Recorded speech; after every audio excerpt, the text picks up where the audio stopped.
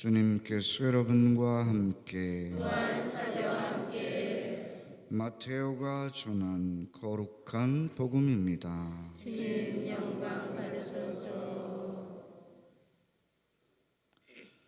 그때 11 제자는 갈릴레아로 떠나 예수님께서 분부하신 산으로 갔다.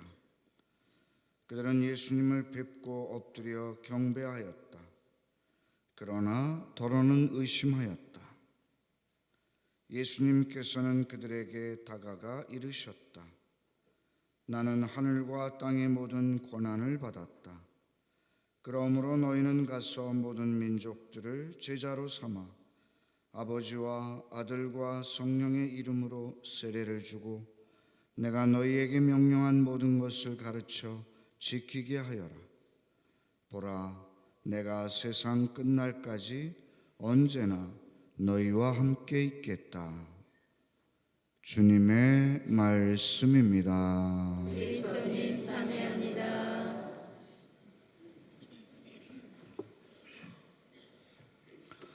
참 예수님, 네, 여러분 안녕하십니까? 예, 오늘은 전교 주일입니다. 전교란 무엇입니까? 어제 어린이 미사 때 어린이들에게 물어보았는데 2학년짜리 꼬마가 전교란 전 세계 천주교 이렇게 이야기하더라고요. 근데 다른 어린이가 정답을 맞췄어요. 복음을 전하는 것이요, 이렇게 맞췄습니다. 말뜻 그대로 하면 전교란 우리 종교, 우리 천주교를 다른 사람들에게 알리는 것이죠. 더 깊이 들어가면 복음을 전하는 것인데, 그렇다면 복음이란 무엇입니까? 예수님의 말씀. 근데 복음의 원뜻은 무엇입니까? 말 그 자체의 뜻은 기쁜 소식이죠, 그죠?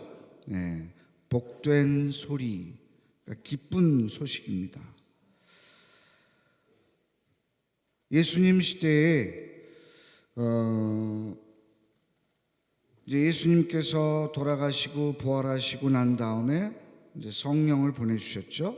그리고 나서 제자들이 복음을 전하기 시작했습니다. 그런데 오늘날 신약 성서에 복음서와 같은 책이 쓰여진 것은 한참 후대의 일입니다.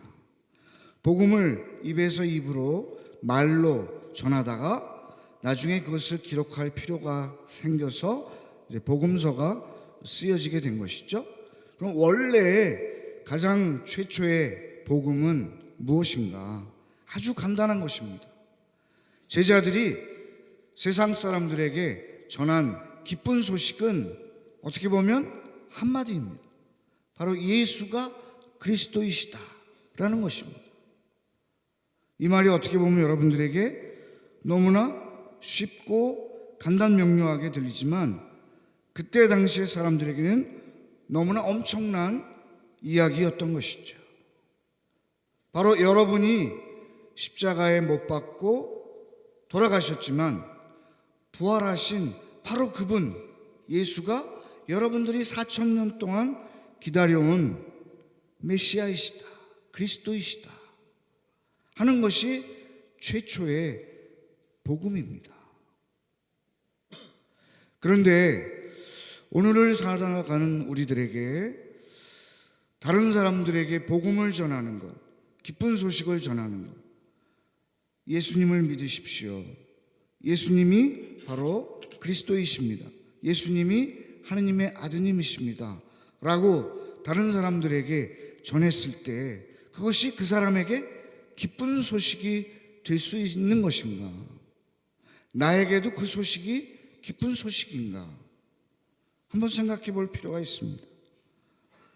여러분들에게 참으로 기쁜 소식은 무엇입니까?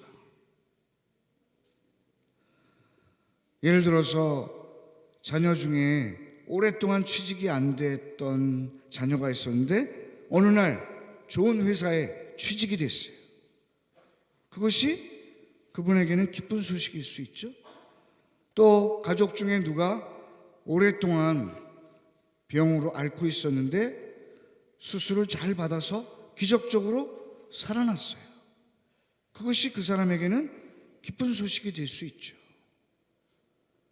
그런데 예수님이 주님이시라는 것, 예수님이 하느님의 아드님이시라는 것이 우리에게 어떻게 기쁜 소식이 될 것인가? 다른 사람들에게 이것이 어떻게 매력적으로 다가갈 것인가? 우리가 살고 있는 이 세상은 매력적인 것으로 넘쳐납니다. 요즘 자라나는 어린이들에게 스마트폰이 예수님보다 더 좋을 수 있어요. 게임이 더 예수님보다 좋을 수 있어요. 또 영화나 드라마 이런 여러 가지 것들이 우리에게 매력적으로 다가옵니다. 그런 세상 속에서 예수님께서 참으로 우리에게 어떻게 매력적인 분으로 다가올 수 있고 매력적인 분으로 소개할 수 있을까?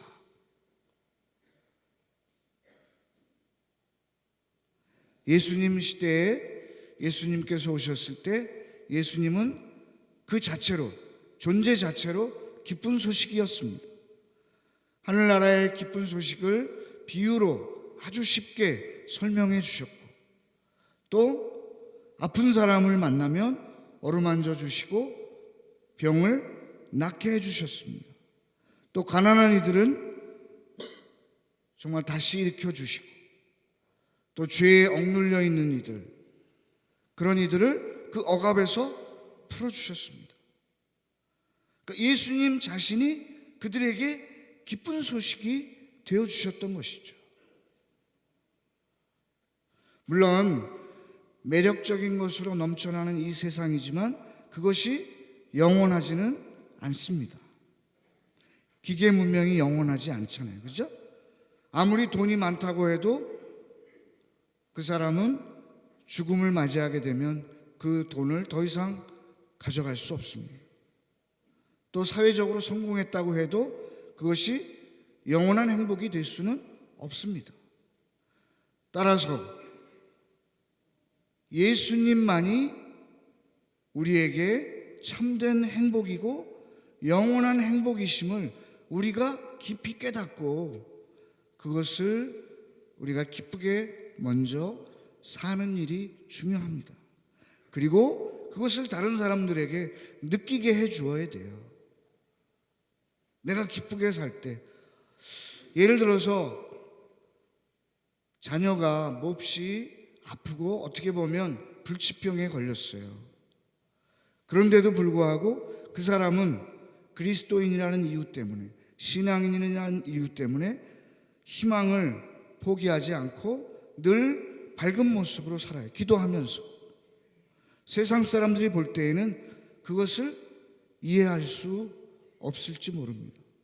그러나 그 모습을 보면서 아, 저 사람은 천주교 신자이기 때문에, 그리스도인이기 때문에 뭔가 다르긴 다르구나 하는 것을 다른 사람들에게 나타내 보여주는 것, 그리스도의 향기를 풍기는 것, 이것이 참된 종교가 아닌가 생각합니다.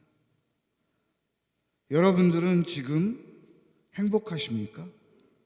여러분들은 지금 기쁘게 살고 계십니까? 요즘 경기가 굉장히 침체되고 힘들고 어렵다 그러는데 그 가운데서도 신앙인은 기쁨을 잃지 않는 사람입니다. 박해 속에서도 목에 칼날이 들어와도 기쁨을 잃지 않고 주님을 찬미하면서 사셨던 분들이 참 신앙인들입니다. 우리는 그분들의 후예이고 후손들입니다. 오늘 전교주의를 맞이해서 우리가 실천해야 할 전교는 바로 우리가 복음을 기쁘게 받아들이고 그 복음을 충실하게 살면서 비복음적인 이 세상을 복음적으로 바꾸는 것, 그것이 진정한 전교가 아닌가 생각합니다. 잠시 우리들의 삶을 돌이켜보면서 우리가 전교주일, 또 10월은 전교의 달입니다.